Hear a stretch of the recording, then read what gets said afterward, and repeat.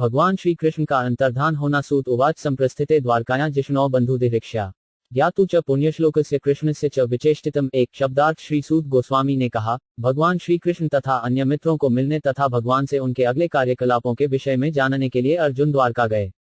तात्पर्य, जैसा कि भगवद गीता में कहा गया है, भगवान इस पृथ्वी पर धर्मात्माओं की रक्षा करने तथा अधर्मियों का संहार करने के लिए अवतीर्ण हुए थे। अतएव कुरुक्षेत्र का युद्ध समाप्त होने तथा महाराज युधिष्ठिर का राज्य स्थापित हो जाने पर भगवान का कार्य पूर्ण हो चुका था। 5 पांडव और विशेष रूप से अर्जुन भगवान कृष्ण के सनातन संगी थे। अतएव कृष्ण से उनके अगले कार्यक्रम के विषय में जानने के लिए अर्जुन द्वारका गए। वह यतीता कतिचिमासास तदा न्याय ततो 3 अर्जुन ददर्श घोर रूपाणी निमितानी कुरुद्वा। 2 शब्दार्थ कुछ मास बीत गए किंतु अर्जुन वापस नहीं लौटे। तब महाराज युधिष्ठिर को कुछ अपशकुन दिखने लगे जो अपने आप में अत्यंत भयानक थे। तात्पर्य, पूर्ण पुरुषोत्तम भगवान श्री कृष्ण अनंत हैं, हमारे संसार के सर्वाधिक शक्तिमान सूर्य से भी अधिक शक्तिशाली हैं। उनके एक श्वास काल में लाखों करोड़ों सूर्यों को सृष्टि और पुनः उनका संहार होता रहता है। भौतिक जगत में सूर्य को समस्त उत्पादकर्ता तथा सारी भौतिक शक्ति का स्रोत माना जाता है और सूर्य के कारण ही हमें जीवन को आवश्यकताएं उपलब्ध होती हैं। अतएव जब पृथ्वी पर भगवान स्वयं उपस्थित थे तो उस समय उनकी उपस्थिति के कारण हमारी शांति तथा संपन्नता का सारा साज सामान, विशेष रूप से धर्म तथा ज्ञान, अपनी चरमावस्था में थे। जिस प्रकार चमकते सूर्य की उपस्थिति में सर्वत्र प्रकाश झलझलाता रहता है। महाराज युधिष्ठिर को अपने राज्य में कुछ न्यूनताएं दिखीं, अतएव वे अर्जुन के विषय में अत्यधिक चिंतित हो उठे, जो दीर्घ काल से अनुपस्थित थे और द्वारका की कुशलता का भी कोई समाचार नहीं मिला था। उन्हें भगवान कृष्ण के अंतर्धान होने की आशंका हुई, अन्यथा ऐसे भयानक अपशकुनों की संभावना नहीं थी। कालस्य च गति रोद्रां विपर्यसितु धर्मिण पापीयसी नृणां वार्ता क्रोध लोभान्वितात्म नाम 3 शब्दार्थ। उन्होंने देखा कि सनातन काल की गति बदल गई है और यह अत्यंत भयावह था। ऋतु संबंधी नियमितताओं में व्यतिक्रम हो रहे थे। सामान्य लोग अत्यंत लालची, क्रोधी तथा धोखेबाज हो गए थे। वे देख रहे थे कि वे सभी जीविका के अनुचित साधन अपना रहे थे। तात्पर्य, जब सभ्यता का संबंध पूर्ण पुरुषोत्तम भगवान के प्रेम से टूट जाता है तो ऋतु की नियमितता में परिवर्तन, जीविका के अनुचित साधन, लोभ, क्रोध तथा धोखाधड़ी जैसे लक्षणों का प्राधान्य हो जाता है। ऋतु संबंधी नियमितता के परिवर्तन का अर्थ है एक ऋतु के समय दूसरी ऋतु के लक्षणों का प्रकट होना। उदाहरणार्थ, वर्षा ऋतु शरद ऋतु में चली जाए या एक ऋतु में फूलने फलने की क्रिया दूसरी ऋतु में होने लगे। ईश्वर विहीन मनुष्य अनिवार्यत लालची, क्रोधी तथा धोखेबाज होता है। ऐसा व्यक्ति किसी भी साधन से अपनी जीविका चला सकता है, चाहे वह साधन उचित हो या अनुचित। महाराज युधिष्ठिर के राज्यकाल में ध्यान खींचने वाली बात यह थी कि उपर्युक्त सारे लक्षणों का अभाव था। लेकिन जब महाराज युधिष्ठिर को अपने राज्य के दैवी वातावरण में यत्किंचित परिवर्तन का अनुभव होने लगा तो वे चकित हो गए और उन्हें तुरंत आशंका हुई कि भगवान अप्रकट हो गए हैं। जीविका के अनुचित साधनों का अर्थ है अपने वृत्तिपरक कर्म से हटना। हर एक के लिए, चाहे वह ब्राह्मण हो या क्षत्रिय, वैश्य या शूद्र, कुछ कर्म नियत हैं, किंतु यदि कोई इन कर्मों को न करके अन्यों के कर्म को अपना कर्म घोषित करते हुए उसे अपनाता है तो वह अनुचित कर्तव्य का पालन करता है। जब मनुष्य के समक्ष उच्चतर जीवन उद्देश्य नहीं होता और वह सोचता है कि उसका कुछ वर्षों का भौतिक जीवन ही सब कुछ है, तो मनुष्य संपत्ति तथा शक्ति के लिए अत्यधिक लोभी बन जाता है। अज्ञान ही मानव समाज की सारी विसंगतियों का कारण है और इस अज्ञान को हटाने के लिए, विशेष रूप से इस अधोगति के युग में, श्रीमद् भागवत रूपी प्रबल सूर्य अपना प्रकाश वितरित करने के लिए उपलब्ध है। ज हम प्रायम व्यवह च सौहद्म पितृमातृ सुहृद भ्रातृ दंपतिना च कल्कनम 4 शब्दार्थ। सारे सामान्य लेन देन, यहाँ तक कि मित्रों के बीच के व्यवहार तक, कपट के कारण दूषित हो गए थे। पारिवारिक मामलों में पिता, माता तथा पुत्रों के बीच, शुभचिंतकों के बीच तथा भाई भाई के बीच सदैव गलतफहमी होती थी। यहाँ तक कि पति तथा पत्नी के बीच भी सदैव तनाव तथा झगड़ा होता रहता था। तात्पर्य, बद्धजीव में 4 दुर्गुण पाए जाते हैं: त्रुटियां करना, मूर्खता, असमर्थता तथा वंचितता। ठगी ये अपूर्णता के लक्षण हैं और इन चारों में से अन्यों को ठगने की प्रवृत्ति की प्रधानता रहती है। यह ठगी बद्धजीवों में इसलिए आती है क्योंकि वे प्रकृति पर प्रभुता जताने की अप्राकृतिक इच्छा से लिप्त होकर भौतिक जगत में फंसे हुए हैं। शुद्ध अवस्था में जीव नियमों द्वारा बद्ध नहीं रहता, क्योंकि अपनी शुद्ध अवस्था में उसे यह ज्ञान रहता है कि जीव परम पुरुष के अधीन है और इस तरह अधीन बने रहना उसके हित में है, बजाय इसके कि वह परमेश्वर की संपत्ति पर झूठी प्रभुता जताए। बद्ध अवस्था में यदि उसे सर्वस्व मिल जाए जो उसे कभी मिलने वाला नहीं है, तो भी वह तुष्ट नहीं होता, अतएव वह सभी प्रकार की ठगी करने लगता है, यहाँ तक कि वह अपने निकटतम प्रिय संबंधियों को भी ठगता है। ऐसी असंतोषजनक स्थिति में पिता तथा पुत्र या पति तथा पत्नी के बीच भी मेल नहीं रह पाता। लेकिन इन सभी विरोधी कठिनाइयों को एक विधि से दूर किया जा सकता है, और वह है भगवान की भक्तिमय सेवा। पाखंडमय संसार को भगवान को भक्तिमय सेवा की प्रतिक्रिया द्वारा ही रोका जा सकता है, अन्य किसी विधि से नहीं। जब महाराज युधिष्ठिर ने इस प्रकार की विषमता देखी, तो उन्होंने अनुमान लगा लिया कि इस धरती से भगवान का तिरोभाव हो चुका है। निमित्तान्यत्यरिष्टानि काले त्वनुक्ते नृणाम लोभाय धर्म प्रकृति दृष्टिवाचानुजम नृप। 5 शब्दार्थ। कालक्रम में ऐसा हुआ कि लोग लोभ, क्रोध, गर्व इत्यादि के अभ्यस्त हो गए। महाराज युधिष्ठिर ने इन सब अपशकुनों को देखकर अपने छोटे भाई से कहा। तात्पर्य, जब समाज में लोभ, क्रोध, अधर्म तथा दंभ जैसे अमानवीय लक्षणों का प्राधान्य हो उठा, तो महाराज युधिष्ठिर जैसे धर्मात्मा राजा अत्यंत क्षुब्ध हो उठे। इस कथन से ऐसा प्रतीत होता है कि पतित समाज के ये सारे लक्षण उस काल के लोगों को अज्ञात थे और कलियुग के आगमन के साथ इनका अनुभव किया जाना उनके लिए आश्चर्यजनक था। युधिष्ठिर उवाच संप्रेषितों द्वारकायां जिष्णुबंधुदिहेक्ष्या ज्ञातु च पुण्यश्लोकस्य कृष्णस्य च विचेष्टितम् 6।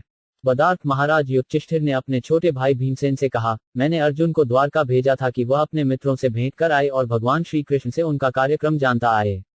गता सप्ताधुना मासा भीमसेन तवानुज नायाति कस्य वा हेतोर्नः वेदेद्मज। 7 शब्दार्थ। जब से वह गया है, तब से 7 मास बीत चुके हैं, फिर भी वह लौटा नहीं।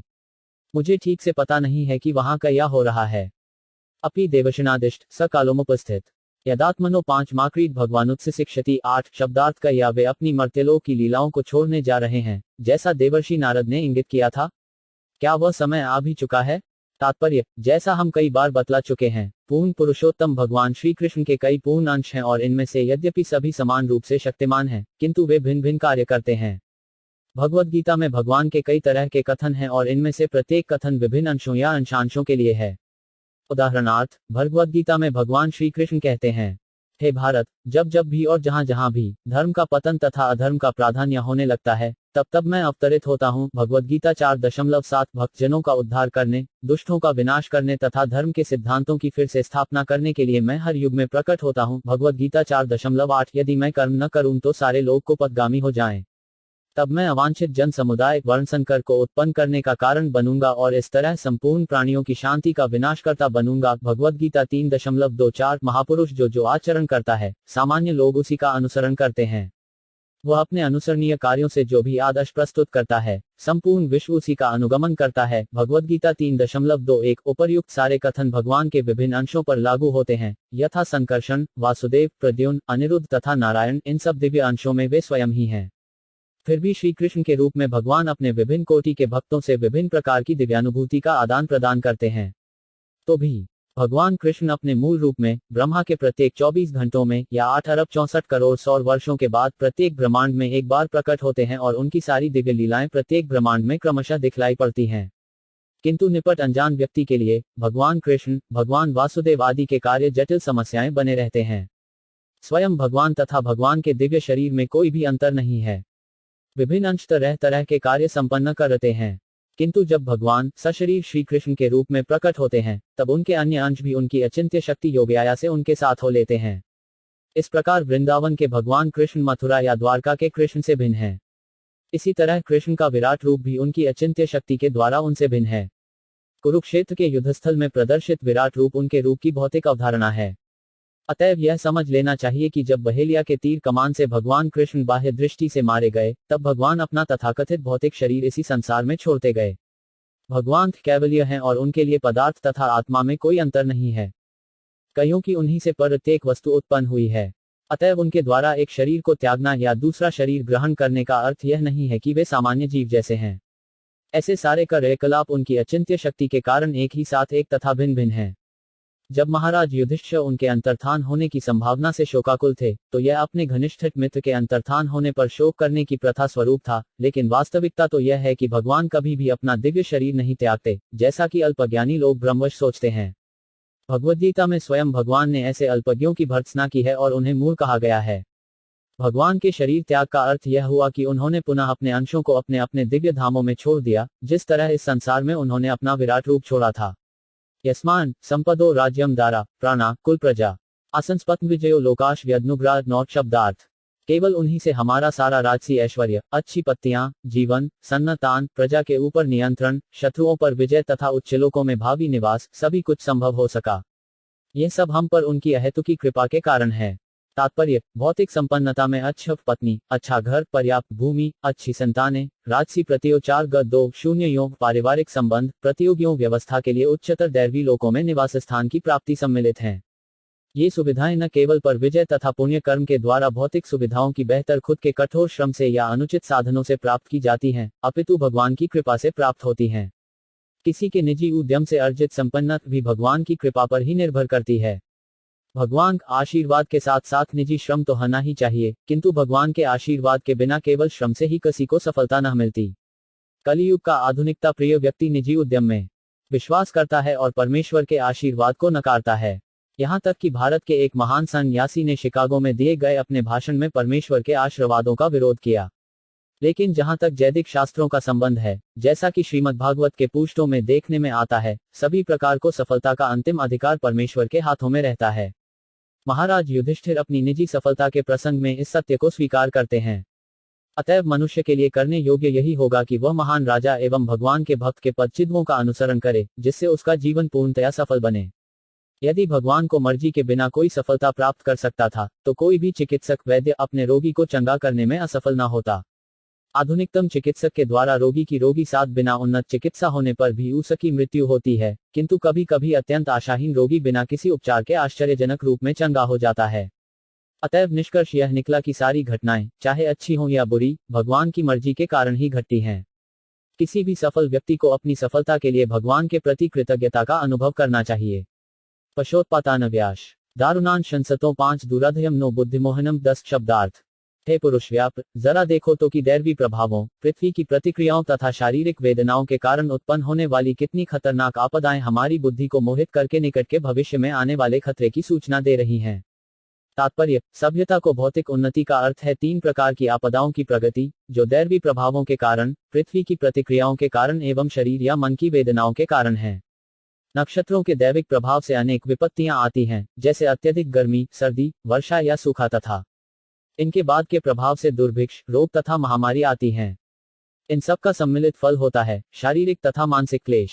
मानवकृत भौतिक विज्ञान इन 3 प्रकार की आपदाओं का प्रतिकार करने के लिए कुछ भी नहीं कर सकता। ये सब परमेश्वर की अध्यक्षता में उच्चतर शक्ति माया द्वारा दिया जाने वाला दंड है। अतएव भक्तिमय सेवा द्वारा भगवान के साथ हमारा निरंतर संपर्क हमें राहत प्रदान कर सकता है और हम विचलित हुए बिना हमारे मनुष्योचित कर्तव्यों का पालन कर सकते हैं। फिर भी असुर जन जो ईश्वर के अस्तित्व पर विश्वास नहीं करते, वे इन तीनों प्रकार की आपदाओं का सामना करने के लिए अपनी खुद की योजनाएं बनाते हैं, अतएव वे हर बार विफल होते हैं। भगवद्गीता 7.14 में स्पष्ट कहा गया है कि तीनों भौतिक गुणों के बाह्यकारी प्रभावों के कारण भौतिक शक्ति की प्रतिक्रिया को कभी जीता नहीं जा सकता है। इन्हें वे ही जीत सकते हैं जिन्होंने भक्ति भाव से भगवान के चरण कमलों को शरण ग्रहण कर ली है। उर्वक्षिबाहवो महयम स्फुरन्त्यर् पुनः पुनः वैपथुश्चापि हृदय आरायस्यन्ति विप्रियम 11 शब्दार्थ। मेरे शरीर का बायां भाग, मेरी जांघें, भुजाएं तथा आंखें बार बार फड़क रही हैं। भय से मेरा हृदय धड़क रहा है। ये सब अनिष्ट घटना को सूचित करने वाले हैं। तात्पर्य, यह भौतिक अस्तित्व अनिष्टों से भरा हुआ है। जिन वस्तुओं को हम नहीं चाहते, वे ही किसी उच्चतर शक्ति द्वारा हम पर लाद दी जाती हैं और हम यह नहीं देख पाते कि ये अनिष्ट प्रकृति के तीनों गुणों के नियंत्रण में हैं। जब किसी मनुष्य को जांचें, भुजाएं तथा आंखें लगातार फड़कें, तो यह समझ लेना चाहिए कि कुछ अनिष्ट होने वाला है। इन सब अनिष्टों की तुलना दावाग्नि से की जाती है। जंगल में कोई आग लगाने नहीं जाता, फिर भी यह आग स्वतः लग जाती है, जिससे जंगल के जीवों को अकल्पनीय विपत्तियां सहनी पड़ती हैं।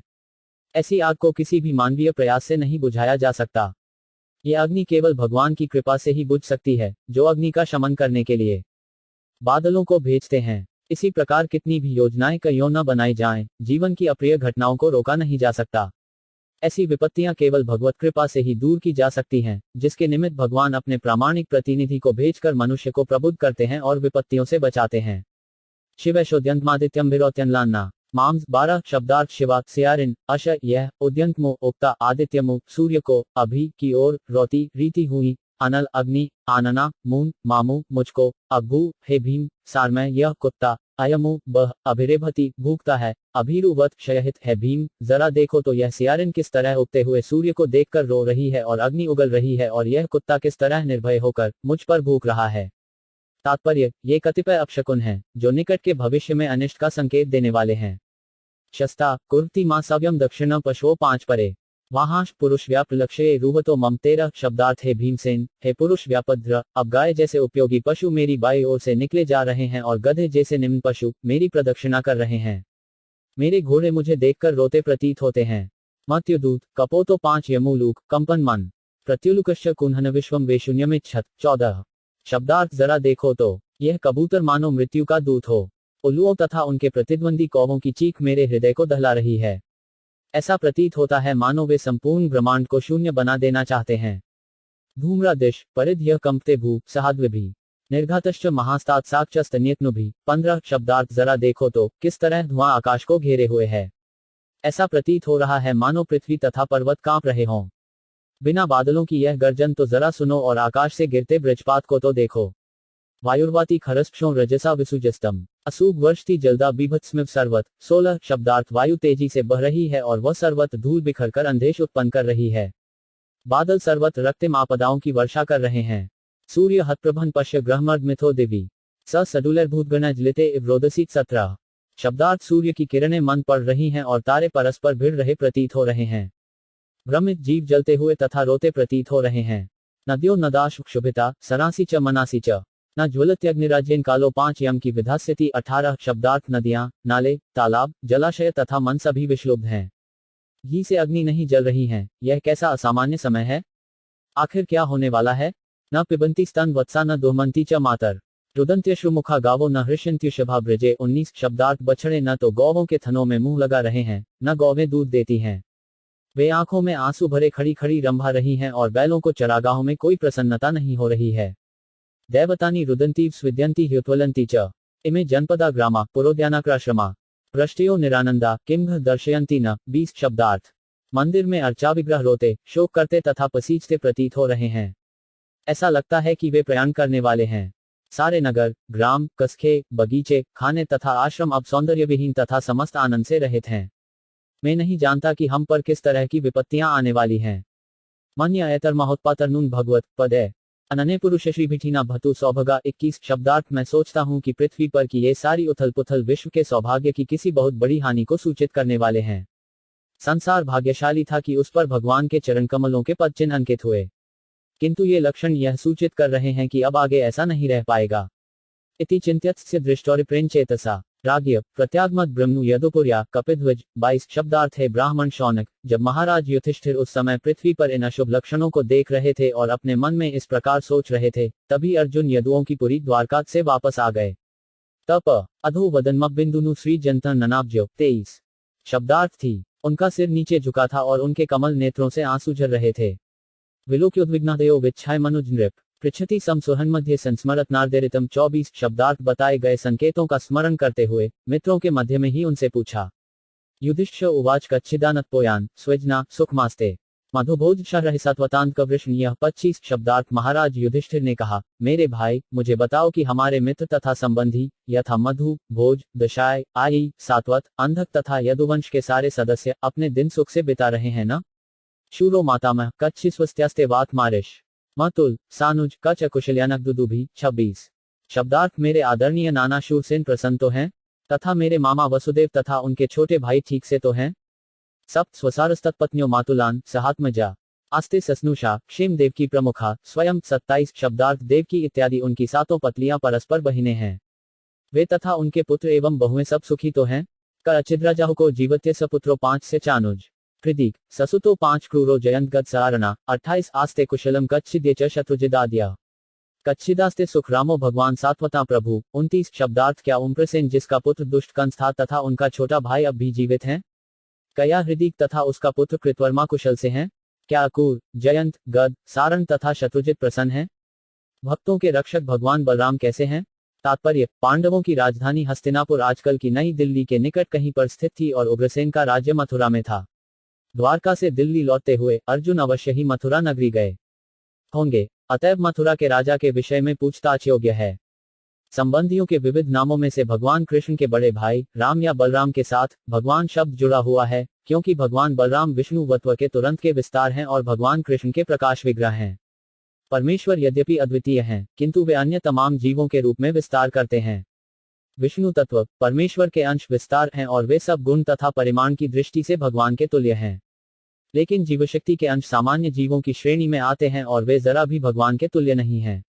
जो कोई जीवशक्ति तथा विष्णु तत्व को समान स्तर पर मानता है, उसे संसार का अधम जीव समझा जाता है। श्री राम या बलराम भगवत भक्तों के रक्षक हैं। वे समस्त भक्तों के गुरु हैं और उनकी अहेतुकी कृपा से पतित आत्माओं का उद्धार होता है। भगवान चैतन्य के आविर्भाव के समय श्री बलदेव व श्री नित्यानंद प्रभु के रूप में प्रकट हुए थे, जिन्होंने जगाई तथा माधाई नामक दो अत्यंत अथम जीवों का उद्धार अपनी अहेतुको कृपा द्वारा किया। अतएव यहाँ इसका विशेष उल्लेख है कि बलराम भगवत भक्तों के रक्षक हैं। उनकी दैवी कृपा से ही कोई परमेश्वर कृष्ण तक पहुंच सकता है। अतएव श्री बलराम भगवान के कृपा अवतार हैं, जो गुरु के रूप में, शुद्ध भक्तों के ग्राता के रूप में प्रकट होते हैं। प्रद्युम्न सर्ववृष्णि न सुखमस्ते महारथ गंभीर्यो 5 निरुद्धों वर्धति भगवानु 30 शब्दार्थ। वृष्णि कुल के महान सेनापति प्रद्युम्न कैसे हैं? वे प्रसन्न तो हैं, और भगवान के पूर्ण अंश अनिरुद्ध ठीक से। तात्पर्य, प्रद्युम्न और अनिरुद्ध भी भगवान के अंश हैं और इस तरह वे दोनों भी विष्णु तत्व हैं। द्वारका में भगवान वासुदेव अपने पूर्णाशों संकर्षण, प्रद्युम्न तथा अनिरुद्ध सहित अपनी दिव्य लीलाओं में व्यस्त रहते हैं। अतएव इनमें से प्रत्येक को भगवान कहा जा सकता है, जैसा कि अनिरुद्ध नाम के साथ कहा जा चुका है। सुषेणश्वारुदेशंशव सांबो जाम्बवती सुत अन्य च कारणे प्रवरा सपुत्रा ऋषभा। यह 31 शब्दार्थ कृष्ण के सभी सेना नायक पुत्र यथा सुषेण, चारुदेशन, जाम्बवती पुत्र साम तथा ऋषभ अपने अपने पुत्रों समेत ठीक से तो रह रहे हैं। तात्पर्य, जैसा कि पहले कहा चुक है, भगवान कृष्ण की 16,108 पत्नियां थीं और हर एक को 10-10 पुत्र थे। अतएव कुल मिलाकर 16,108 10-1,61,080 पुत्र थे। वे सब बड़े हुए तो उनके भी अपने अपने पिता को तरह 10-10 पुत्र हुए, जिससे भगवान के परिवार में 16,10,800 सदस्य थे। भगवान असंख्य जीवों के पिता हैं, अतएव उनमें कुछ ही इस पृथ्वी पर भगवान की द्वारका की दिव्य लीलाओं में उनके संगी रूप में बुलाए गए थे। यह आश्चर्य की बात नहीं है कि भगवान के परिवार में इतने सारे लोग थे। अच्छा तो यह होगा कि भगवान को तुलना अपने साथ करने से बचा जाए, और ज्यों ही हम भगव के दिव्य पद के थोड़े से अंश को ही समझ लेते हैं, त्यों ही यह बात एक सच्चाई बन जाती है। राजा युधिष्ठिर ने द्वारका स्थित भगवान के पुत्रों तथा पौत्रों का कुशल समाचार पूछते समय उनमें से केवल सेनानायकों के ही नाम लिए हैं, क्योंकि कृष्ण के परिवार भर के सदस्यों के नाम स्मरण रख पाना राजा के लिए संभव न था। तथैयानुचरा शौर्य शुद्धदेवोद्वाद्या सुनंदनंद शीर्षण्या ये चान्य सात्वतर्षभा 32 अपि स्वस्त्यास्ते सवे रामकृष्ण भुजाशया अपि स्मरंती कुशलम स्माक बद्ध सौदा 33 शब्दार्थ। इसके अतिरिक्त श्रुतदेव, उद्धव तथा अन्य, नंद, सुनंद तथा अन्य मुक्तात्माओं के नायक, जो भगवान के नित्य संगी हैं, भगवान बलराम तथा कृष्ण द्वारा सुरक्षित तो हैं। वे सब अपना अपना कार्य ठीक से चला रहे हैं ना? वे जो हमसे नित्य मैत्री पाश में बंधे हैं, हमारी कुशलता के बारे में पूछते तो हैं। तात्पर्य, भगवान कृष्ण के नित्य संगी यथा वो अधव सबके सब मुक्तात्माएं हैं और वे भगवान के ही कार्य को परिपूर्ण करने के लिए इस धरा पर अवतरित हुए थे। पांडव जन भी मुक्तात्माएं हैं, जो भगवान के साथ इस पृथ्वी पर उनको दिव्य लीलाओं में सेवा करने के लिए अवतरित हुए। जैसा कि भगवद्गीता 4.8 में कहा गया है, भगवान तथा भगवान की ही तरह मुक्तात्माएं, उनके नित्य संगी, कुछ कुछ अंतरालों के बाद इस पृथ्वी पर आते रहते हैं। भगवान उन सबों को स्मरण रखते हैं, लेकिन उनके संगी मुक्तात्माएं होते हुए भी तत्स्था शक्ति होने के कारण भूल जाते हैं। विष्णु तत्व तथा जीव तत्व में यही अंतर होता है। जीव तत्व भगवान के अत्यंत सूक्ष्म शक्तिमान कण हैं, अतएव उन्हें सदैव भगवान की सुरक्षा की आवश्यकता पड़ती है और भगवान अपने सेवकों को सर्वदा समस्त सुरक्षा प्रदान करने में प्रसन्न रहते हैं। अतएव मुक्तात्माएं कभी भी अपने को भगवान के समान मुक्त या भगवान के समान शक्तिमान नहीं मानती, अपितु सभी परिस्थितियों में, चाहे भौतिक जगत में हो या आध्यात्मिक जगत में, भगवान की सुरक्षा को कामना करती हैं। मुक्तात्मा की यह पराश्रयता स्वाभाविक है, क्योंकि मुक्तात्माएं अग्नि के स्फुलिंगों की भांति हैं, जो अग्नि की उपस्थिति में ही अपनी चमक दिखा सकती हैं, स्वतंत्र रूप से नहीं। स्वतंत्र रूप से स्फुलिंग की चमक बुझ जाती है, भले ही उसमें अग्नि के गुण तथा चमक रहती है। अतएव जो भगवान की सुरक्षा त्याग कर आध्यात्मिक अज्ञान के कारण स्वयं प्रभु बन जाते हैं, वे पुनः इस भौतिक जगत में आते हैं, भले ही वे कठोर से कठोर तपस्या क्यों न करें। संपूर्ण वैदिक साहित्य का यही मत है। भगवान पी गोविंदो ब्रह्मण्यो भक्तवत्सल कच्छिपुरे सुधर्माया सुखमस्ते सुहृदुवृत 34 शब्दार्थ। पूर्ण पुरुषोत्तम भगवान श्री कृष्ण, जो गायों, इंद्रियों तथा ब्राह्मणों को आनंद प्रदान करने वाले हैं और अपने भक्तों के प्रति अत्यंत वत्सल हैं, अपने मित्रों से घिरकर द्वारकापुरी में पवित्र सभा का भोग तो कर रहे हैं। तात्पर्य, इस विशिष्ट श्लोक में भगवान का वर्णन गोविंद, ब्रह्मण्य तथा भक्तवत्सल शब्दों से किया गया है। वे भगवान स्वयं अर्थात आदि भगवान हैं और वे समस्त ऐश्वर्य, समस्त शक्ति, समस्त ज्ञान, समस्त सौंदर्य, समस्त यश तथा समस्त त्याग से परिपूर्ण हैं। कोई न तो उनके तुल्य है, न उनसे बढ़कर है। वे गोविंद हैं, क्योंकि वे गौवों तथा इंद्रियों के आनंद हैं। जिन्होंने भगवान की भक्तिमय सेवा द्वारा अपनी इंद्रियों को शुद्ध कर लिया है, वही उनकी वास्तविक सेवा कर सकते हैं और ऐसी कोई शुद्ध इंद्रियों के द्वारा दिव्य आनंद प्राप्त कर सकते हैं। केवल अशुद्ध बद्धजीव ही इंद्रियों से कोई आनंद प्राप्त नहीं कर पाते, अपितु इंद्रियों के मिथ्या आनंद से मोहग्रस्त होकर के इंद्रियों के दास बन जाते हैं। अतएव अपने हित के लिए हमें भगवान के संरक्षण की आवश्यकता है। भगवान गायों के तथा ब्राह्मण संस्कृति के रक्षक हैं। जो समाज गो संरक्षण तथा ब्राह्मण संस्कृति से विहीन है, वह भगवान का प्रत्यक्ष संरक्षण में नहीं होता। जिस तरह की कारागार के बंदी राजा के संरक्षण में न रहकर राजा के किसी कठोर प्रतिनिधि के संरक्षण में रहते हैं। गो संरक्षण तथा मानव समाज में कम से कम समाज के कुछ सदस्यों में ब्राह्मण गुणों के अनुशीलन के बिना कोई भी मानव सभ्यता उन्नति नहीं कर सकती। ब्राह्मण संस्कृति से ही ब्राह्मण बना जा सकता है और भगवान के यथारूप में दर्शन किए जा सकते हैं। ब्राह्मण संस्कृति सुप्त सत्वगुणों का विकास है, जिसमें सत्यनिष्ठा, समता, इंद्रिय निग्रह, सहिष्णुता, सरलता, सामान्य ज्ञान, दिव्य ज्ञान तथा वैदिक वाङ्मय में अटूट श्रद्धा सम्मिलित हैं। ब्राह्मणत्व की पूर्णता पा लेने के बाद मनुष्य को भगवत भक्त बनना होता है, जिससे मालिक, स्वामी, मित्र, पुत्र तथा प्रेमी के रूप में उनके स्नेह को दिव्य रूप से प्राप्त किया जा सके। भक्त की अवस्था, जो भगवान के दिव्य प्रेम को आकर्षित करती है, उसका तब तक विकास नहीं होता जब तक मनुष्य उपरोक्त ब्राह्मणत्व के गुणों का विकास नहीं करता। भगवान ब्राह्मण के गुणों को और आदृष्ट होते हैं, उसकी झूठी प्रतिष्ठा की ओर नहीं। जो लोग योग्यता में ब्राह्मण से कम होते हैं, वे भगवान से किसी प्रकार का संबंध स्थापित नहीं कर सकते हैं। जैसे कि काष्ठ के बिना कच्ची मिट्टी में आग नहीं जलाई जा सकती, यद्यपि काष्ठ तथा मिट्टी में पारस्परिक संबंध होता है। च परम पूर्ण है, अतएव उनकी कुशलता का प्रश्न ही नहीं उठता। अतएव महाराज युधिष्ठिर ने यह प्रश्न नहीं पूछा। उन्होंने केवल उनके आवास स्थान द्वारकापुरी के संबंध में ही पूछा, जहाँ पुण्यात्मा एकत्र होते हैं। भगवान वहीं रहते हैं जहाँ पुण्यात्माएं एकत्र होती हैं और परम सत्य के गुणगान में आनंद लेते हैं। महाराज युधिष्ठिर द्वारका के पवित्र व्यक्तियों तथा उनके पुण्य कर्मों के विषय में जानने के लिए उत्सुक थे। मदगनलाय च लोकाना क्षेमाय च भवाय च आस्ते यदुकुलाम्भोधारवाद्यो 3 नंसक पुमान 35 यद्वाहुदन गुप्ताया स्वपुर्या यदवो 5 चिंता क्रींति परमानंद महापौरुषिका 36 शब्दार्थ। परम भोक्ता आदि भगवान तथा जो मूल भगवान अनंत हैं, बलराम यदुवंश रूपी सागर में समस्त ब्रह्मांड के कल्याण, सुरक्षा तथा उन्नति के लिए निवास कर रहे हैं। और सारे यदुवंशी भगवान की भुजाओं द्वारा सुरक्षित रहकर वैकुंठवासियों की भांति जीवन का आनंद उठा रहे हैं। तात्पर्य, जैसा कि हम कई बार बता चुके हैं, भगवान विष्णु प्रत्येक ब्रह्मांड में 2 रूपों में निवास करते हैं, गर्भोत्कर्षाय विष्णु के रूप में तथा क्षीरोत्कर्षाय विष्णु के रूप में। क्षीरोत्कर्षाय विष्णु का अपना लोक है, जो ब्रह्मांड के उत्तरी शीर्ष पर है और वहां क्षीर का एक विशाल समुद्र है, जिसमें वे बलदेव के अवतार अनंत की शैया पर वास करते हैं। इस प्रकार महाराज युधिष्ठिर ने यदुवंश की तुलना क्षीरसागर से की है और श्री बलराम की तुलना अनंत से की है, जहां भगवान श्री कृष्ण वास करते हैं। उन्होंने द्वारका के निवासियों की तुलना वैकुंठ लोक के मुक्त निवासियों से की है। भौतिक आकाश के परे, जहां तक हमारी आंखें देख सकती हैं, उससे भी आगे तथा ब्रह्मांड के सप्तावरणों के भी आगे कारणार्णव सागर है, जिसमें सारे ब्रह्मांड गेंद की तरह तैर रहे हैं। इस कारण सागर के आगे वैकुंठलोक का असीम पाठ है, जिसे सामान्यतया ब्रह्मतेज कहते हैं। इस तेज में असंख्य आध्यात्मिक ग्रह हैं और वे वैकुंठलोक के नाम से जाने जाते हैं। इनमें से प्रत्येक वैकुंठ ग्रह इस भौतिक जगत के सबसे बड़े ब्रह्मांड से भी बड़ा है और प्रत्येक में असंख्य निवासी रहते हैं, जो बिल्कुल भगवान विष्णु जैसे दिखते हैं। ये निवासी महापौरुषिक कहलाते हैं, अर्थात ऐसे पुरुष जो प्रत्यक्ष रूप में भगवान की सेवा में लगे रहते हैं। वे उन ग्रहों में सुखी हैं और उन्हें कई कष्ट नहीं सताता। वह सदैव तरुण बने रहते हैं और पूर्ण आनंद तथा ज्ञान का जीवन बिताते हैं, जिसमें जन्म, मृत्यु, जरा या रोग का कोई भय नहीं रहता और उन पर काल का प्रभाव नहीं पड़ता। महाराज युधिष्ठिर ने द्वारकावासियों की तुलना वैकुंठलोक के महापौरुषिकों से की है, क्योंकि वे भगवान के साथ परम प्रसन्न हैं।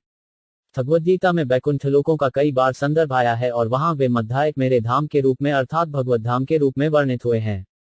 यत्पाद शुशूषण मुख्य कर्मणा सत्याद्योद्वयप सहस्र्योषित निर्जित्य सड़खे त्रिदर्शांस दाशिशो हरंती वज्रायुध्वल्लभोचिता 37 शब्दार्थ। समस्त सेवाओं में सर्वाधिक महत्वपूर्ण भगवान के चरण कमलों की शुश्रूषा करने मात्र से द्वारका स्थित सत्यभामा के अधीक्षण में रानियों ने भगवान को प्रेरित किया कि वे देवताओं को जीत लें। इस प्रकार रानियां उन वस्तुओं का भोग कर रही हैं, जो यज्ञ के नियंत्रक की पत्नियों द्वारा भोग्य हैं। तात्पर्य, सत्यभामा द्वारका में भगवान श्री कृष्ण की पटरानियों में से एक। नरकासुर का वध करने के बाद भगवान श्री कृष्ण सत्यभामा के साथ नरकासुर के महल में गए। वे इंद्रलोक भी सत्यभामा के साथ गए थे, जहां सत्यभामा का स्वागत शची देवी द्वारा हुआ, जिन्होंने देवों को माता अदिति से उनका परिचय कराया। अदिति सत्यभामा से अत्यंत प्रसन्न हुई और उन्होंने वर दिया कि जब तक भगवान कृष्ण पृथ्वी पर रहें, तब तक वे तरुणी बनी रहें।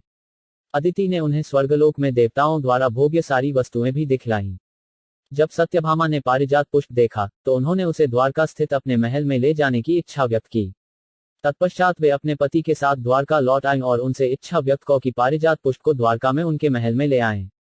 सत्यभामा का महल बहुमूल्य रत्नों से विशेष रूप से सुसज्जित किया गया था और ग्रीष्म ऋतु में भी महल का भीतरी भाग शीतल बना रहता था, मानो वातानुकूलित हो। उन्होंने अपने महल को अनेक पताकाओं से सजा रखा था, जो उनके पति की उपस्थिति की सूचक थीं। एक बार वे अपने पति के साथ जब द्रौपदी से मिली तो वे उत्सुक थीं कि उनसे पति को प्रसन्न करने की कला सीखें। द्रौपदी इस कला में निपुण थीं, क्योंकि उनके 5 पति थे जो पांडव थे और वे सब उनसे प्रसन्न थे। द्रौपदी से उपदेश लेकर उन्होंने उनके प्रति शुभकामनाएं व्यक्त को और द्वारका लौट आईं। वे संराजित की पुत्री थीं। भगवान कृष्ण के प्रयाण के बाद जब अर्जुन द्वारका गए तो सत्यभामा तथा रुक्मिणी समेत सारी रानियां कृष्ण के लिए अत्यधिक शोक कर रही थीं। अपने जीवन के अंत समय में उन्होंने जंगल में जाकर कठिन तपस्या की। सत्यभामा ने अपने पति को उकसाया कि वे स्वर्गलोक से पारिजात पुष्प लाएं और भगवान ने बलपूर्वक देवताओं से उसे प्राप्त किया, ठीक उसी तरह जिस प्रकार एक सामान्य पति अपनी पत्नी को रिझाने के लिए इच्छित वस्तुएं लाता है। यह पहले ही बताया जा चुका है कि भगवान को सामान्य व्यक्ति को भांति अपनी पत्नियों के आदेशों को पूरा करने की आवश्यकता न थी, लेकिन चूंकि रानियों ने उच्च कोटि की भक्ति भगवान की शुश्रूषा करना स्वीकार किया था, अतएव भगवान भी आज्ञाकारी पति की भूमिका निभा रहे थे। पृथ्वी का कोई भी व्यक्ति स्वर्गलेख की कोई वस्तु और वह भी पारिजात पुष्प प्राप्त करने की बात सोच भी नहीं सकता, क्योंकि उसका उपयोग केवल देवता करते हैं। लेकिन भगवान की आज्ञाकारिणी पत्नियां होने के कारण रानियों को भी स्वर्ग के निवासियों की विशेषाध 45 कारपत्नियों जैसा विशेषाधिकार प्राप्त था। दूसरे शब्दों में, भगवान अपनी सृष्टि की प्रत्येक वस्तु के स्वामी हैं, अतएव द्वारका की रानियों के लिए ब्रह्मांड की किसी भी दुर्लभ वस्तु को प्राप्त कर पाना आश्चर्यजनक नहीं था। यद्वाहुदंडाभ्युदयानुजीविनो यदुप्रवीरा हमकुत भयमोहुः बलातु सभा सुधर्मा सुरसत्तमोचिताम 38 शब्दार्थ बड़े बड़े यदुवंशी वीर भगवान श्री कृष्ण की बाहुओं द्वारा सुरक्षित रहकर सभी प्रकार से निर्भय बने रहते हैं। अतएव उनके चरण उस सुथमा के सभा भवन में पड़ते रहते हैं, जो सर्वश्रेष्ठ देवताओं के लिए है, किंतु जो उनसे छीन लिया गया था। तात्पर्य, जो भगवान के प्रत्यक्ष रूप में सेवक हैं, वे भगवान द्वारा सभी प्रकार के भय से सुरक्षित रखे जाते हैं और सर्वोत्कृष्ट वस्तुओं का भोग करते हैं, चाहे वे बलपूर्वक एकत्र क्यों न की गई हों। भगवान सभी जीवों के साथ समान व्यवहार करते हैं, किंतु वे अपने भक्तों के प्रति अत्यधिक वत्सल होने के कारण विशेष पक्षपात करते हैं। द्वारकापुरी समुन्नति पर थी, क्योंकि वहां भौतिक संसार की श्रेष्ठतम वस्तुएं उपलब्ध थीं। राज्य का सभा भवन हर राज्य की प्रतिष्ठा के अनुसार बनाया जाता है। स्वर्गलोक में सुधर्मा नामक सभा भवन श्रेष्ठ देवताओं की प्रतिष्ठा के अनुरूप था। ऐसा सभा भवन महिमंडल के किसी भी राज्य के हेतु नहीं होता, क्योंकि पृथ्वी के मनुष्य इसका निर्माण नहीं कर सकते, चाहे कोई राज्य भौतिक रूप से कितना ही समृद्ध क्यों न हो। किंतु जब भगवान कृष्ण इस धरा पर विद्यमान थे तो इस स्वर्गिक सभागार को यदुवंशियों ने छीनकर इसे द्वारका में लाकर स्थापित किया था। वे ऐसा बल प्रयोग कर सकते थे क्योंकि उन्हें विश्वास था कि परम भगवान श्री कृष्ण उनकी रक्षा करेंगे। दूसरे शब्दों में, भगवान के शुद्ध भक्त भगवान के लिए ब्रह्मांड की श्रेष्ठ वस्तुएं ला जुयते हैं। यदुवंशियों ने भगवान कृष्ण के लिए ब्रह्मांड में सुलभ सारे सुख साधन जुटा दिए थे, जिसके बदले में भगवान ऐसे भक्तों की रक्षा करते थे जिससे वे निर्भय थे। भुलक्कड़ बद्ध जीव भयभीत रहता है, किंतु मुक्तात्मा कभी भयभीत नहीं रहता। जिस प्रकार एक छोटा सा बालक जो अपने पिता की कृपा पर पूर्ण रूप से आश्रित रहता है, वह कभी किसी से डरता नहीं। भीरुता जीव के लिए एक प्रकार का मोह है, जिसमें वह निद्रा में रहकर भगवान के साथ अपने नित्य संबंध को भूल जाता है। चूंकि वैधानिक रूप से जीव कभी मरता नहीं, जैसा कि भगवद्गीता 2.20 में कहा गया है, तो फिर भीरुता का क्या कारण है? कोई व्यक्ति स्वप्न में बाघ से डर सकता है, किंतु उसी की बगल में जगते हुए व्यक्ति को कोई बाघ नहीं दिखता। यह बाघ दोनों के लिए, अर्थात सोए हुए व्यक्ति के लिए तथा जागते हुए व्यक्ति के लिए मिथ्या है, क्योंकि वास्तव में वहां पर बाघ है ही नहीं। लेकिन जो व्यक्ति अपने जागृत जीवन को भूल जाता है, वह भयभीत रहता है, और जो अपनी स्थिति को नहीं भूलता, वह भी बिल्कुल नहीं डरता। इस तरह सारे यदुवंशी भगवान की सेवा के प्रति पूर्ण रूप से जागरूक थे। अतएव उनके लिए बाघ से किसी समय भी भयभीत होने का प्रश्न ही नहीं था। यदि असली बाघ होता भी, तो भगवान उनकी रक्षा करने के लिए तो थे ही। कच्छितिष्णाम्यम तात भ्रष्ट तेजा विभासी में अलब्धमानो 5 वज्ञात की वातात चिरोषित 39 शब्दार्थ। मेरे भाई अर्जुन, मुझे बताओ कि तुम्हारा स्वास्थ्य ठीक तो है? ऐसा लगता है कि तुम्हारे शरीर की कांति खो गई है। क्या द्वारका में दीर्घकाल तक रहने से, अन्यों द्वारा असम्मान तथा उपेक्षा दिखलाने से ऐसा हुआ है? तात्पर्य, महाराज युधिष्ठिर ने सभी प्रकार से अर्जुन से द्वारका का कुशलक्षेम पूछा, लेकिन उन्होंने अंत में यही निष्कर्ष निकाला कि जब तक स्वयं भगवान श्री कृष्ण वहां थे, तब तक कोई अशुभ घटना नहीं घट सकती थी। लेकिन साथ ही अर्जुन कांतिहीन लग रहे थे, अतएव राजा ने उनसे उनकी कुशलता पूछी और साथ ही अन्य महत्वपूर्ण प्रश्न भी पूछे। कच्छिन्नाभिः तो 5 भाव शब्दायभिर्मडलय न दत्तमुक्तमर्थिभ्य आशया यत् प्रतिश्रुत 40 शब्दार्थ। कहीं किसी ने तुम्हें अपमानजनक शब्द तो नहीं कहे, या तुम्हें धमकाया तो नहीं, क्या तुम याचक को दान नहीं दे सके, या किसी से अपना वचन नहीं निभा पाए। तात्पर्य, क्षत्रिय या धनी व्यक्ति के पास कभी कभी ऐसे व्यक्ति आते हैं जिन्हें धन की आवश्यकता रहती है। जब उन्हें दान देने के लिए कहा जाता है तो धन के स्वामी का कर्तव्य है कि पात्र, देश तथा काल का विचार करते हुए दान दे। यदि क्षत्रिय या धनी व्यक्ति इस कर्तव्य को पूरा नहीं कर पाता तो उसे इस विसंगति के लिए खेद होना चाहिए। इसी प्रकार दान देने के अपने वचन को नहीं भूलना चाहिए। ये त्रुटियां कभी कभी निराशा का कारण बनती हैं और विफल होने पर मनुष्य आलोचना का भागी होता है, और यही अर्जुन की विपन्नावस्था का कारण हो सकता था। कच्चित्वम ब्राह्मण बाल गांव वृद्ध रोगिण स्त्रियम शरणोपसूत सत्वम नात्याक्षी शरणप्रद 41 शब्दार्थ। तुम तो सदा से सुपात जीवों के यथा ब्राह्मणों, बालकों, गायों, स्त्रियों तथा रोगियों के रक्षक रहे हो। क्या तुम उनके शरण मांगे जाने पर उन्हें शरण नहीं दे सके। तात्पर्य, ब्राह्मण जन समाज के कल्याण कार्य के लिए भौतिक तथा आध्यात्मिक दोनों ही दृष्टि से ज्ञान की खोज में सदैव लगे रहते हैं, अतः वे सभी प्रकार से राजा के संरक्षण के पात्र हैं। इसी प्रकार राज्य के बालकों, गायों, रोगी व्यक्तियों, स्त्रियों तथा वृद्ध पुरुषों को राज्य या क्षत्रिय राजाओं के संरक्षण की अपेक्षा रहती है। यदि ऐसे जीवों को क्षत्रिय या राजा या राजसत्ता की ओर से संरक्षण नहीं मिलता तो यह क्षत्रिय या राज्य के लिए लज्जास्पद है। यदि अर्जुन के साथ सचमुच ही ऐसी घटनाएं घटी थीं, तो महाराज युधिष्ठिर उनके विषय में जानने के लिए आतुर थे। कच्चित्वम नागमो 5 गम्या गम्या वास्कृतान स्त्रियम पराजितो वाद भवाग्नोत्मैर्नास्मै पथिक 42 शब्दार्थ। क्या तुमने दुश्चरित्र स्त्री से समागम किया है अथवा सुपात स्त्री के साथ तुमने भद्र व्यवहार नहीं किया, अथवा तुम मार्ग में किसी ऐसे व्यक्ति के द्वारा पराजित किए गए हो जो तुमसे निकृष्ट है या तुम्हारे समकक्ष हो। तात्पर्य, इस श्लोक से ऐसा प्रतीत होता है कि पांडवों के काल में पुरुष तथा स्त्री को कतिपय परिस्थितियों में मुक्त ही समागम करने दिया जाता था। उच्च जाति के लोग अर्थात ब्राह्मण तथा क्षत्रिय वैश्य या शूद्र जाति की स्त्री को स्वीकार कर सकते थे, किंतु निम्न जाति का व्यक्ति उच्च जाति की स्त्री से संपर्क नहीं कर सकता था। यहाँ तक कि क्षत्रिय भी ब्राह्मण जाति की स्त्री से समागम नहीं कर सकता था। ब्राह्मण की पत्नी 7 माताओं में से एक मानी जाती है। अपनी माता, गुरु अथवा शिक्षक की पत्नी, ब्राह्मणी, राजा की पत्नी, गाय, थाय तथा पृथ्वी, ये सप्त मातृकाएं हैं। पुरुष तथा स्त्री के ऐसे समागम को उत्तम तथा अधम कहा जाता था। ब्राह्मण पुरुष तथा क्षत्रिय स्त्री का समागम उत्तम होता था, किंतु क्षत्रिय पुरुष तथा ब्राह्मण स्त्री का समागम अधम होता था, अतएव कुत्सित माना जाता था। यदि कोई स्त्री किसी पुरुष के पास समागम की इच्छा से जाए तो उसे कभी मना नहीं करना चाहिए, लेकिन जैसा कि ऊपर कहा गया है, विवेक से काम लेना चाहिए। भीम के पास हिडिंबा आई थी और वह शूद्र से भी निम्न जाति की थी। ययाति ने शुक्राचार्य की पुत्री के साथ विवाह करने से इनकार कर दिया था, क्योंकि शुक्राचार्य ब्राह्मण था, वह यासदेव ब्राह्मण थे। उनसे पांडु तथा धृतराष्ट्र को जन्म देने के लिए कहा गया था। सत्यवती मछुआरे की जाति की कन्या थी, लेकिन महान ब्राह्मण पराशर द्वारा उससे व्यासदेव का जन्म हुआ। अतएव खत्री के साथ समागम के अनेक उदाहरण हैं, किंतु ये सारे समागम न तो निंदनीय थे, न ऐसे समागम के परिणाम बुरे थे। पुरुष तथा स्त्री का समागम स्वाभाविक है, लेकिन इसे भी विधानपूर्वक होना चाहिए, जिससे सामाजिक प्रतिष्ठा न बिगड़े या वर्णसंकर की वृद्धि होने से विश्व में अशांति न फैले।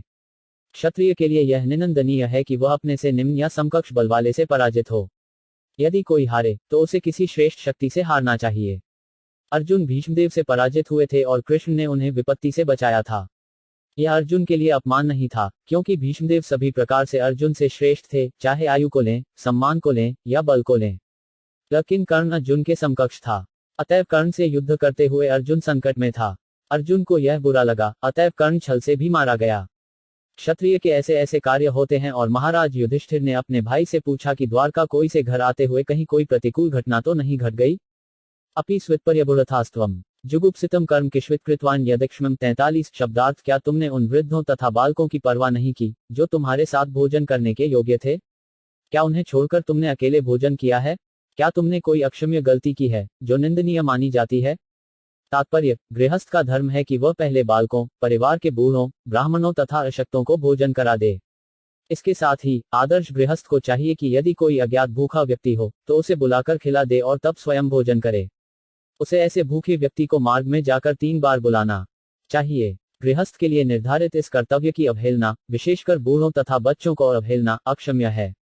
कचिवत प्रेष्ठटमैनाथ हृदयनात्मा बंधुना 05 रहितो नित्यम मनसे ते 3 यथा न रूप 44 शब्दार्थ अथवा कहीं ऐसा तो नहीं है कि तुम इसलिए रिक्त अनुभव कर रहे हो क्योंकि तुमने अपने घनिष्ठ मित्र भगवान कृष्ण को खो दिया हो।